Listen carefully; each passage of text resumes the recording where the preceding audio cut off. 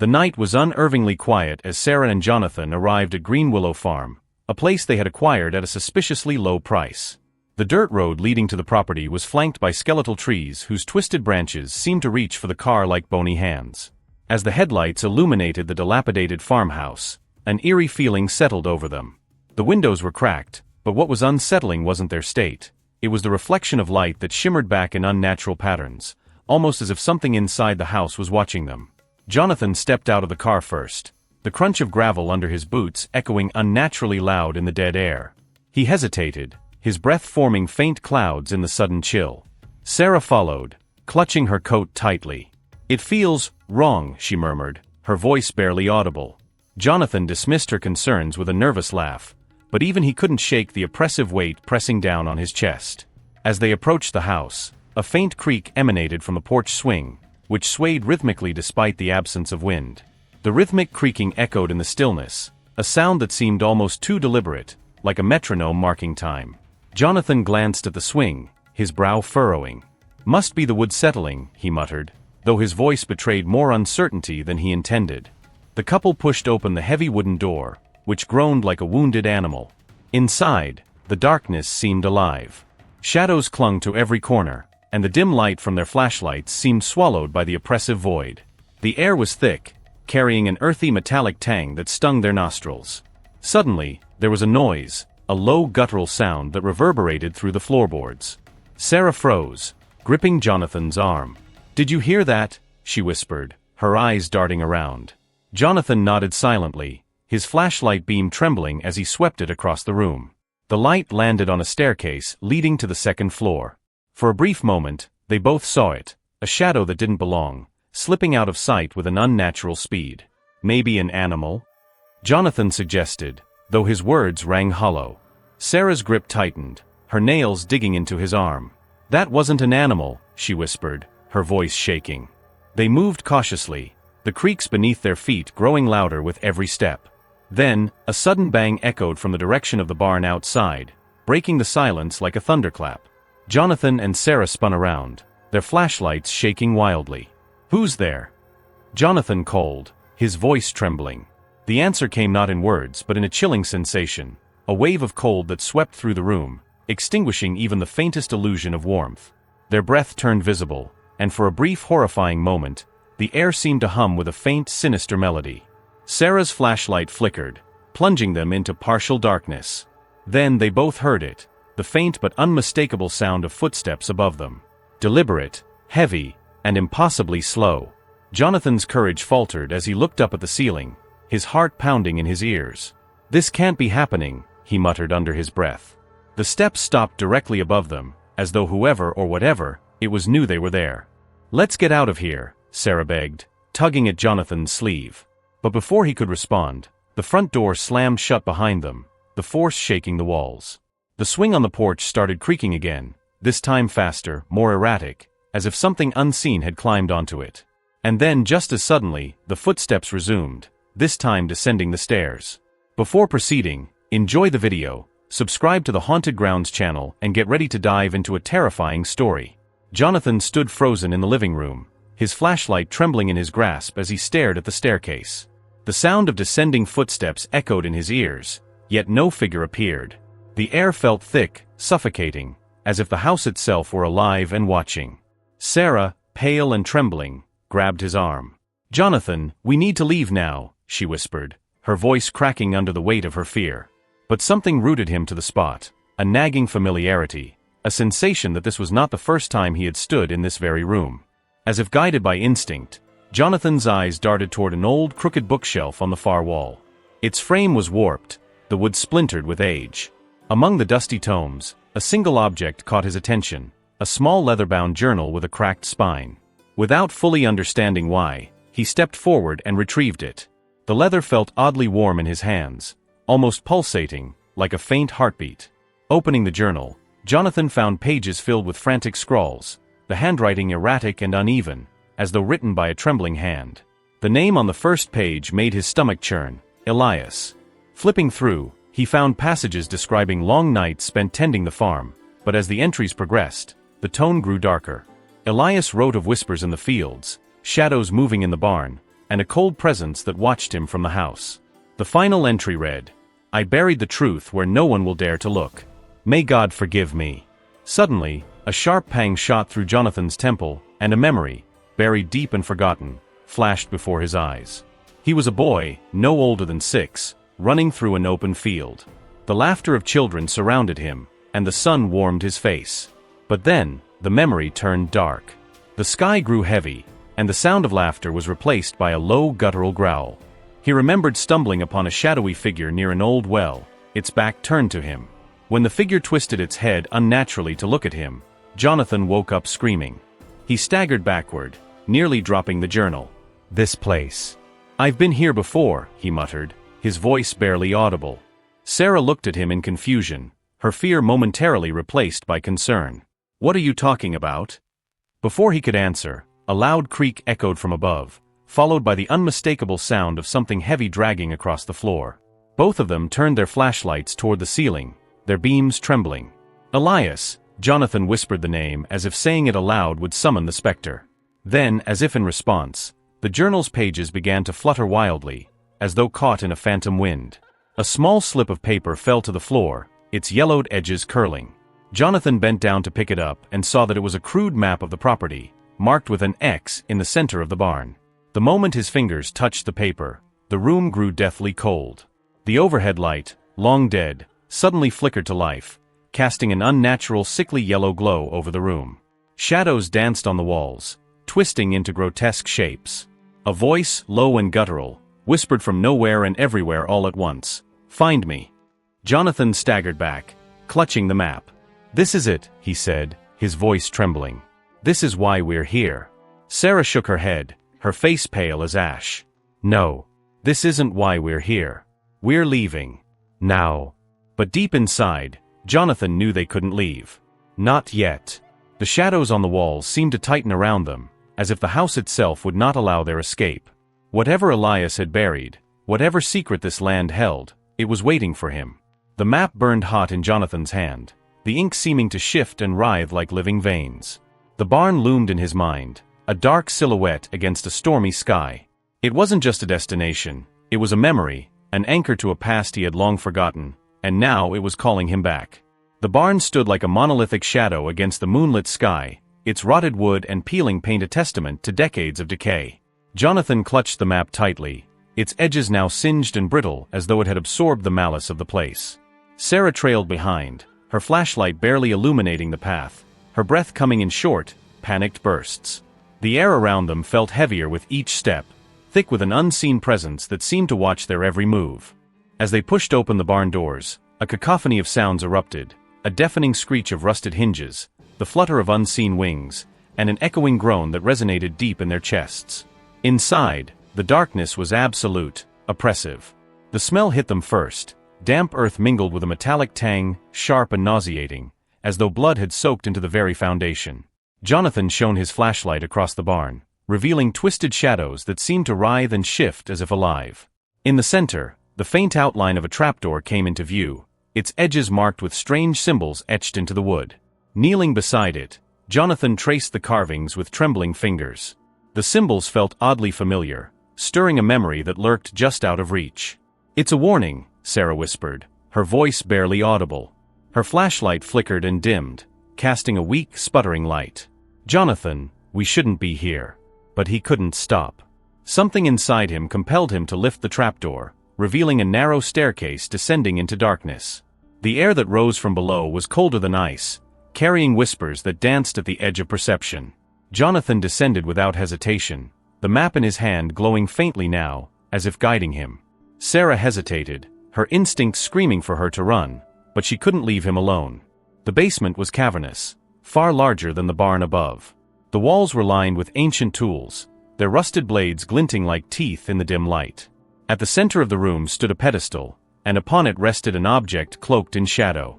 As Jonathan approached, the object was revealed, a small weathered box bound with chains.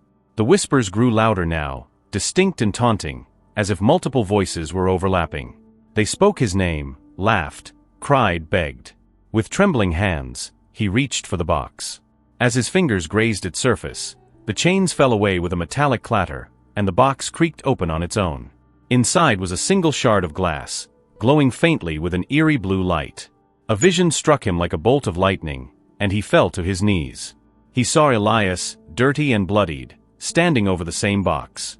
He was sobbing, clutching a photograph of a young boy, Jonathan.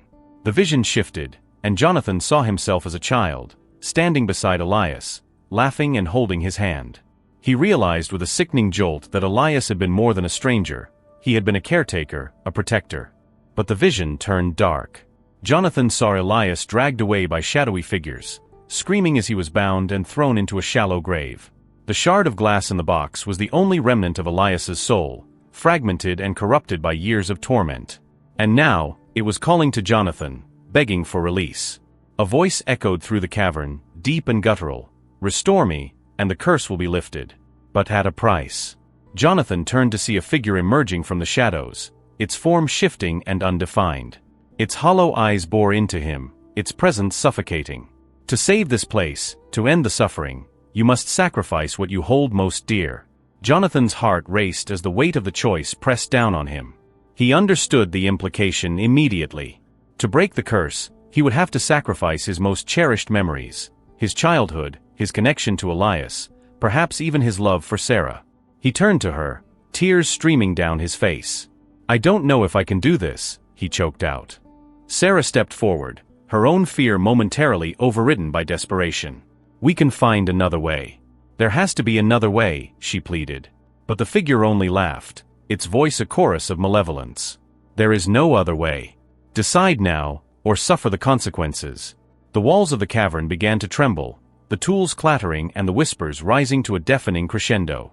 Jonathan's mind was a storm of anguish and terror, torn between saving the farm, ending Elias's torment, and preserving the only memories that defined who he was. The shard in the box pulsed with light, as if waiting for his answer. The figure stepped closer, towering over them now, its form growing more defined, a twisted amalgamation of human and shadow. It extended a hand, palm open, waiting for Jonathan to make his choice. "What will it be, Jonathan?" it hissed. "Your past or your future?" As the room shook violently, Jonathan knew the time for hesitation had passed. He closed his eyes, took a shuddering breath, and made his decision. The choice made, Jonathan felt the weight of his decision press down on him like a vice. The shard in the box dimmed, and the cavern around them seemed to exhale, as if it had been holding its breath. But the relief was short-lived. A deep rumble resonated from the walls, growing louder with each passing second. Shadows began to slither across the room, moving with unnatural purpose, coalescing into forms that defied logic, twisted amalgamations of limbs, faces, and hollow eyes that stared with malicious intent. Sarah screamed, grabbing Jonathan's arm. "We need to get out of here," she cried, her voice barely audible over the cacophony of whispers that now filled the space. The voices were everywhere, growing louder and more insistent, overlapping in a maddening symphony of dread. They spoke in fragmented sentences, calling their names, pleading, threatening, and mocking. Jonathan stumbled back, clutching the map and the shard as the shadows closed in around them. He could feel their cold, almost liquid touch against his skin, seeping into him like ice. The pedestal where the box had been began to crack, releasing a plume of thick, black smoke that spiraled into the air, forming a towering figure. Its shape was indistinct, shifting constantly, but its presence was undeniable, a malevolent force that radiated pure hatred. "You cannot undo what has been done," the figure hissed, its voice layered with echoes of anguish and rage. Its hollow eyes locked onto Jonathan, pinning him in place. "You think you can atone? Foolish. You are as cursed as this land, as doomed as the souls who dwell here." The room began to shift, the ground beneath them rippling like water. Jonathan and Sarah staggered as the cavern transformed, walls melting into endless darkness punctuated by faint glimmers of light, distant memories floating in the void. Sarah turned to Jonathan, her face pale and streaked with tears. "Jonathan, what is happening?" Before he could answer, the whispers grew louder, clearer. They were no longer incoherent, they were speaking directly to him. "Do you remember, Jonathan? Do you remember what you did?" The words sent a shiver down his spine. He turned to Sarah, but her expression told him she had heard it too. The shadows began to replay scenes from his life. He saw himself as a child, running through fields of wheat, laughter echoing in the air. But then the images turned darker. He was hiding in a barn, the same barn they now stood beneath, while muffled cries and heavy footsteps echoed above. The memory hit him like a hammer. He had been here before, a witness to something terrible. The figure loomed closer, its form splitting into countless smaller shadows that spread through the room. They crawled along the walls, dripping from the ceiling like tar, each carrying distorted faces that moaned and screamed. Jonathan and Sarah spun around, trying to keep the shadows at bay with their flashlights, but the beams seemed to grow weaker, as if the darkness was consuming the light itself. One shadow broke away from the others, slithering up Jonathan's arm. He screamed as it sank into his skin, flooding his mind with images, Elias pleading for mercy, the sound of nails being hammered into wood, and the suffocating silence that followed. The shard in his hand began to pulse, glowing faintly, as if reacting to the invasion. Sarah was frozen, her flashlight flickering erratically as she stared at the walls. The faces of the shadows now bore eerie resemblances to people she knew, family members, old friends, even her own reflection. Each face whispered her name, their voices filled with sorrow and accusation. She clutched her head, trying to block them out, but their cries grew louder, drowning out her thoughts. Jonathan, his voice trembling, called out to her. "Sarah, don't listen to them. They're not real." But even as he spoke, he could feel his own resolve slipping.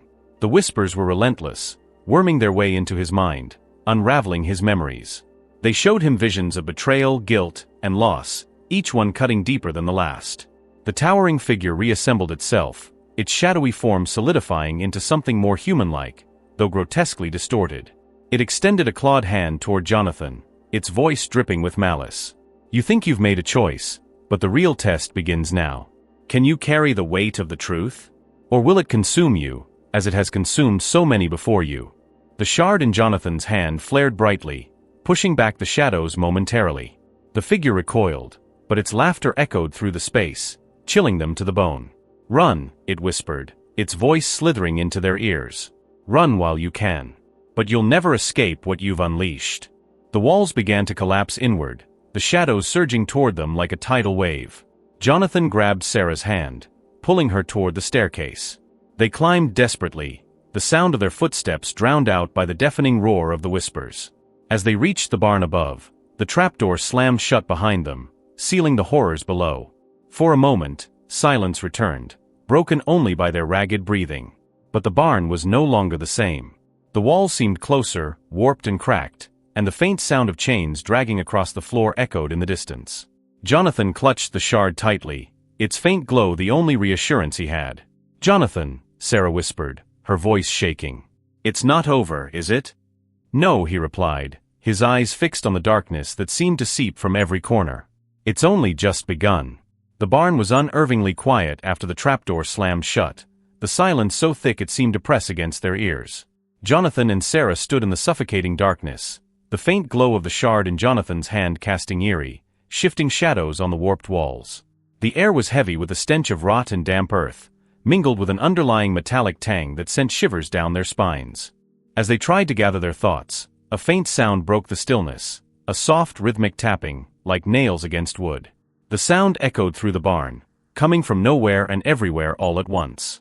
Sarah gripped Jonathan's arm tightly, her nails digging into his skin. "Do you hear that?" she whispered, her voice barely audible.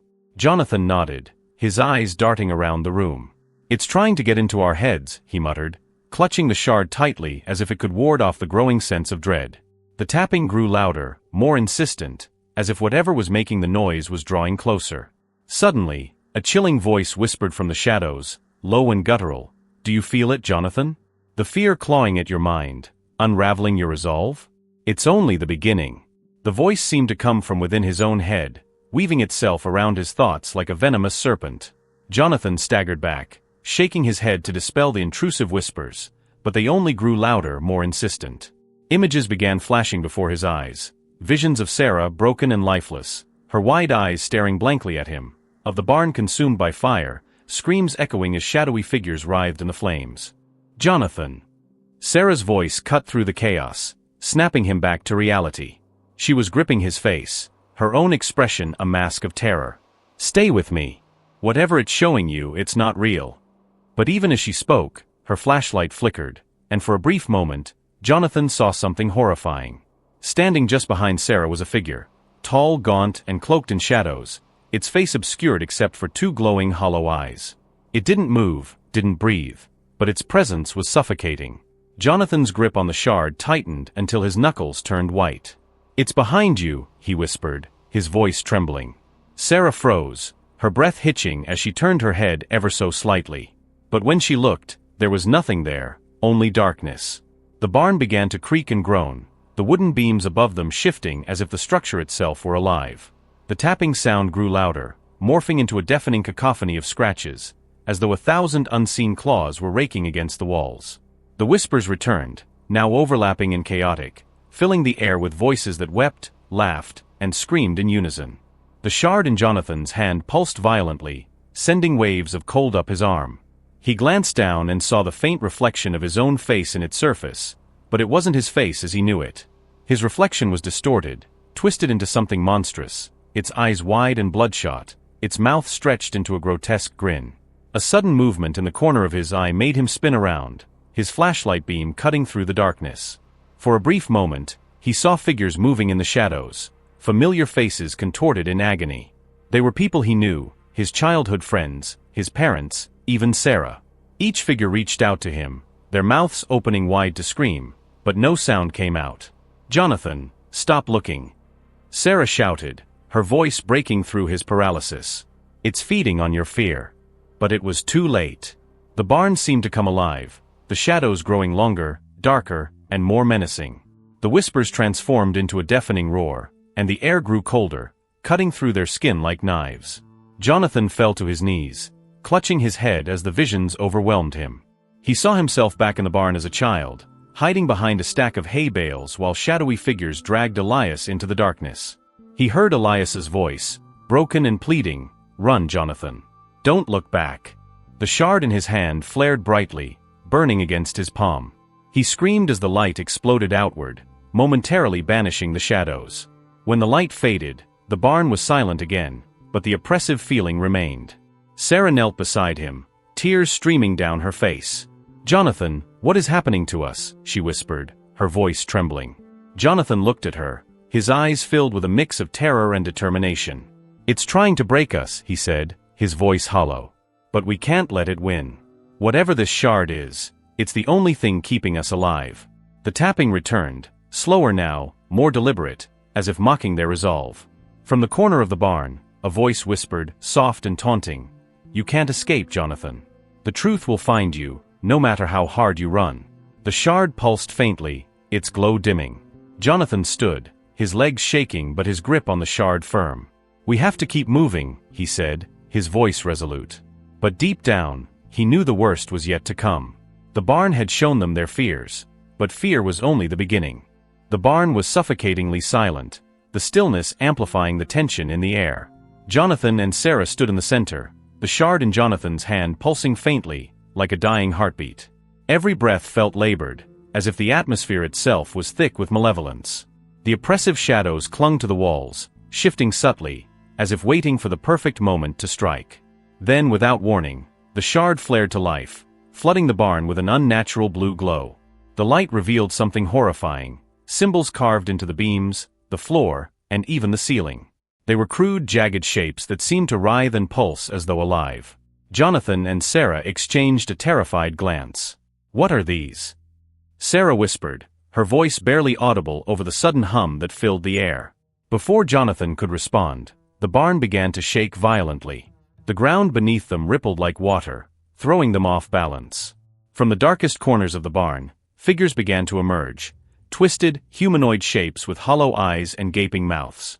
Their movements were jerky, unnatural, as though they were marionettes controlled by unseen hands. Jonathan gripped the shard tighter, the light now searing against his palm. The figures stopped at the edge of the light, recoiling slightly but not retreating. One of them, larger and more grotesque than the others, stepped forward, its voice a guttural snarl. "You think you can undo what has been done?" it rasped, its hollow eyes locked onto Jonathan. "The blood on this land binds you, boy. It always has." The voice triggered a memory, sharp and painful. Jonathan saw flashes of himself as a child, hiding in the barn while Elias was dragged away. He remembered the sound of chains, the muffled cries, and the overwhelming sense of helplessness. The shard in his hand pulsed again, and a new memory surfaced, Elias whispering to him, his voice shaking.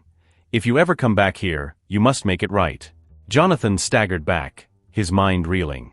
"This is my fault," he whispered, his voice trembling. "I was here when it happened. I could have stopped it." "No." Sarah grabbed his arm, her eyes wide with desperation. "You were a child, Jonathan. This isn't your burden to bear." The grotesque figure let out a low, guttural laugh. "And yet, here you are," it hissed, stepping closer. The shadows surged around it, reaching out like claws. "You've carried this with you all along. The curse feeds on guilt, and yours runs deep." The barn began to warp, the walls bending inward as if the entire structure was being devoured by the darkness. The figures surrounding them grew bolder, inching closer despite the shard's glow. Jonathan felt his grip on reality slipping as the voices returned, louder and more insistent.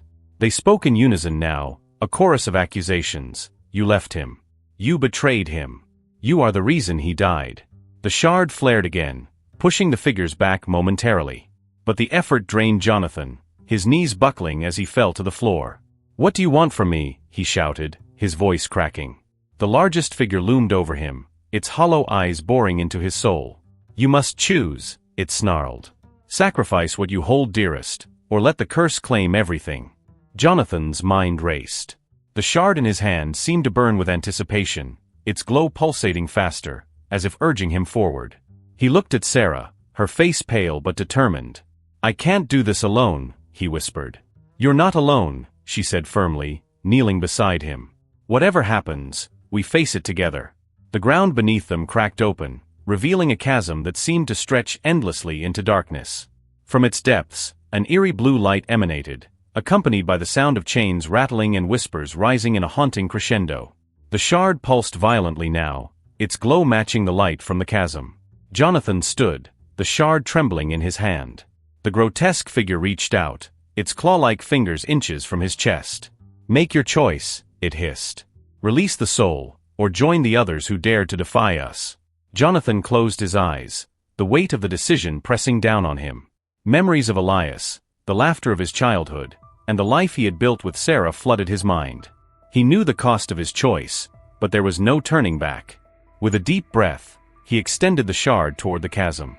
The moment it crossed the threshold, the barn exploded with light, blinding and all-consuming. The grotesque figures howled in agony, their forms disintegrating into ash as the light washed over them. But the relief was fleeting. The shard shattered in Jonathan's hand, and the light from the chasm began to fade.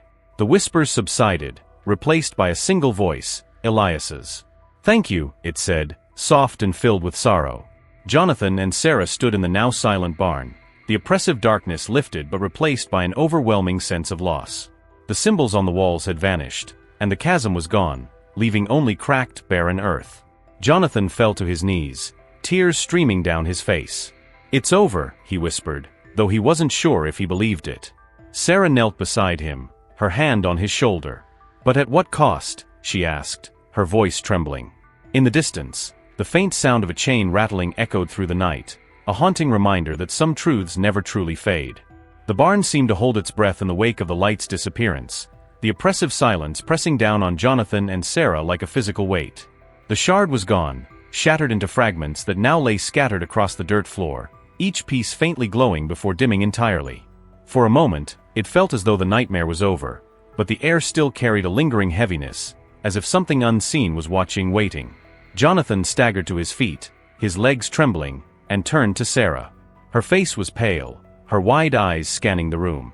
"Did we end it?" she whispered, her voice barely audible over the sound of her own breath. Before he could answer, the barn groaned, its wooden beams creaking as though under immense strain. From the darkness above, a guttural growl reverberated through the space, shaking the very ground beneath their feet. Both of them froze, their gazes snapping upward. The figure emerged from the shadows, no longer fractured and indistinct but fully formed and horrifyingly real. It towered above them, its body a twisted amalgamation of human and monstrous features. Its skin was an oily black that seemed to absorb all light, and its eyes burned like twin voids, empty yet filled with a malevolent hunger. Chains coiled around its arms and legs, dragging behind it with a metallic clang as it stepped forward. "You thought you could sever the ties," the entity hissed, its voice layered with echoes of anguish and fury. "But this land is mine, and so are you." Jonathan gripped Sarah's hand, pulling her behind him as he faced the creature. "We destroyed the shard," he said, his voice shaking but defiant. "The curse should be broken." The entity laughed, a sound so deep and unnatural it seemed to rattle their bones. "The shard was merely a piece," it growled. "I am the whole. You have freed nothing. You have only awakened me." The barn began to shift, the walls warping as if they were alive. The floor beneath them cracked open, revealing a churning abyss filled with writhing shadows and faint, distorted faces. The whispers returned, louder and more frantic, overlapping in a maddening cacophony. The faces in the abyss cried out, their mouths twisting into silent screams, their eyes wide with terror. Jonathan felt the pull of the abyss, a cold force tugging at his very soul. He gritted his teeth, clutching Sarah's hand tighter. "We can't let it take us," he said, his voice barely audible over the roar of the whispers. The entity lunged forward, its massive clawed hand reaching for them. Jonathan pushed Sarah aside just in time, the claws raking through the air where she had stood. The force of the entity's attack sent Jonathan sprawling to the ground. He scrambled to his feet, his mind racing.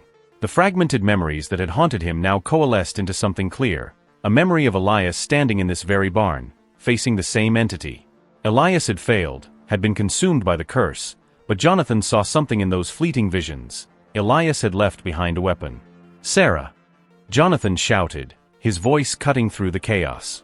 "The beams, look for markings."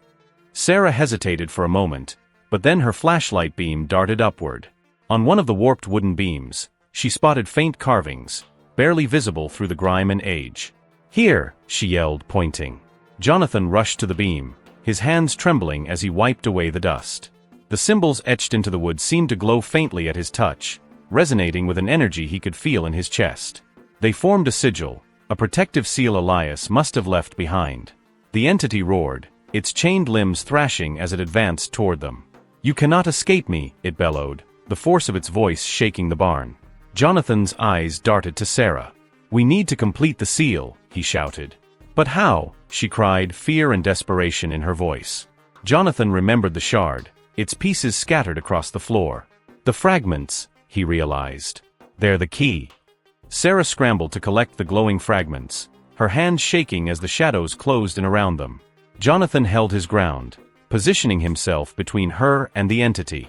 It lunged again, its claws slashing through the air, but this time Jonathan dodged, grabbing a rusted pitchfork from the ground and jamming it into the creature's chest. The entity howled in rage but barely flinched, pulling the pitchfork free as though it were nothing. "You are nothing," it snarled, advancing once more. "Sarah!"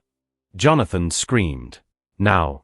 Sarah rushed to the beam, pressing the shards into the sigil. The symbols flared to life, burning bright enough to pierce the darkness. The entity froze, its hollow eyes widening as the light engulfed the barn. The sigil expanded, glowing brighter and brighter, until the entire barn was bathed in a searing, purifying light.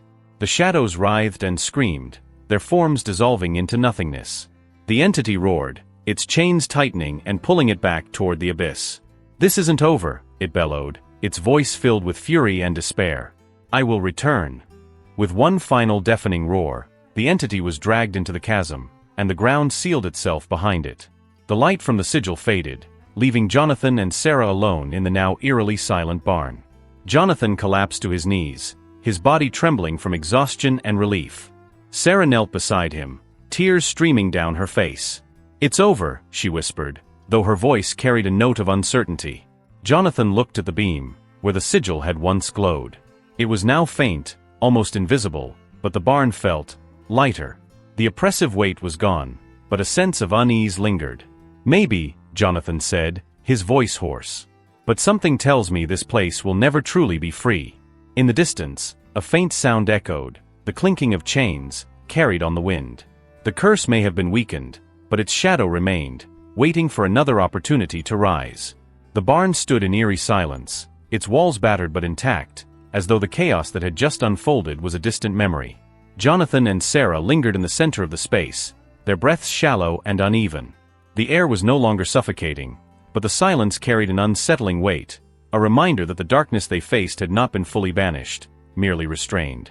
Jonathan gazed at the faint sigil etched into the beam, its glow completely extinguished. He couldn't shake the feeling that the entity's parting words were more than a threat, they were a promise. His grip tightened on Sarah's hand as he whispered, "It's not over. This place. It's still holding something back." Before Sarah could respond, the barn creaked, its wooden structure groaning as if in protest. Both of them froze, their eyes darting around the dimly lit space. The shards of the broken relic lay scattered on the ground, dull and lifeless.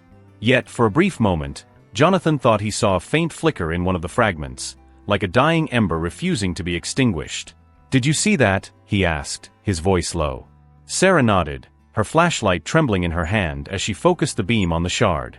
But when the light hit it, the flicker was gone, leaving only a cold, inert piece of glass. "Let's go," she urged, her voice cracking. "We've done enough here." As they stepped out of the barn, the night greeted them with an unsettling stillness. The moon hung low, its pale light casting long shadows across the fields. The trees surrounding the property stood motionless, their twisted branches reaching skyward like skeletal hands frozen in time. Jonathan glanced back at the barn. It loomed in the distance, a dark silhouette against the moonlit horizon. For a moment, he swore he saw movement in one of the windows, a shadow that didn't belong. He blinked, and it was gone, but the uneasy feeling lingered. Walking toward their car, Jonathan and Sarah felt the ground beneath their feet shift subtly, as if the earth itself was unsettled. A faint sound drifted through the air, barely perceptible, the soft clinking of chains. Jonathan stopped in his tracks, his heart pounding. "Do you hear that?" he asked, his voice barely above a whisper. Sarah froze, straining to listen. At first, there was nothing but the distant chirping of crickets. Then it came, a faint, rhythmic sound, growing louder with each passing second. It was unmistakable, chains dragging across the ground, accompanied by a low guttural whisper that seemed to emanate from everywhere and nowhere. "Jonathan," Sarah's voice trembled, her eyes wide with fear. He turned to her, his face pale. "Get in the car. Now." They sprinted toward the vehicle, the sound of chains growing louder, the whispers morphing into incoherent murmurs that clawed at their minds. As they fumbled to open the car doors, Jonathan glanced back one last time. The barn stood in the distance, its shadow stretching unnaturally far under the moonlight. The faint outline of a figure stood in the doorway, a tall, gaunt silhouette draped in darkness. Its hollow eyes glowed faintly, burning into Jonathan's soul. He climbed into the car, slamming the door shut as Sarah started the engine. The headlights pierced the darkness, illuminating the dirt road ahead. But as they drove away, Jonathan couldn't shake the feeling that something was following them. The sound of chains faded as they put distance between themselves and the farm, but the oppressive weight in Jonathan's chest remained. He stared at the road ahead, his mind racing with questions. Had they truly stopped the curse? Or had they only delayed the inevitable? Sarah broke the silence. "What do we do now?" she asked, her voice shaky. Jonathan didn't respond immediately. He looked down at his hands, realizing he was still clutching one of the shards. Its surface was dull and cold, but as he stared at it, a faint flicker of light appeared, pulsing weakly before fading again. "We keep moving," he said finally, his voice heavy with exhaustion. "But I don't think this is over." As the car disappeared into the night, the farm remained shrouded in darkness. The barn stood silent, its shadows deep and unyielding. Inside, the sigil on the beam flickered faintly, a single pulse of light that illuminated the empty space. Then from the shadows, a soft whisper emerged, a voice low and haunting, filled with malice and promise. "You can't escape what you are." The whisper faded, leaving the barn in silence once more. But the air carried a lingering sense of anticipation, as though the darkness itself was waiting patiently for the moment to strike again. In the distance, the faint clinking of chains echoed once more, carried on the wind, a reminder that some horrors never truly end. If you liked this story, like the video, share with your friends and subscribe to the Haunted Grounds channel. Until the next nightmare.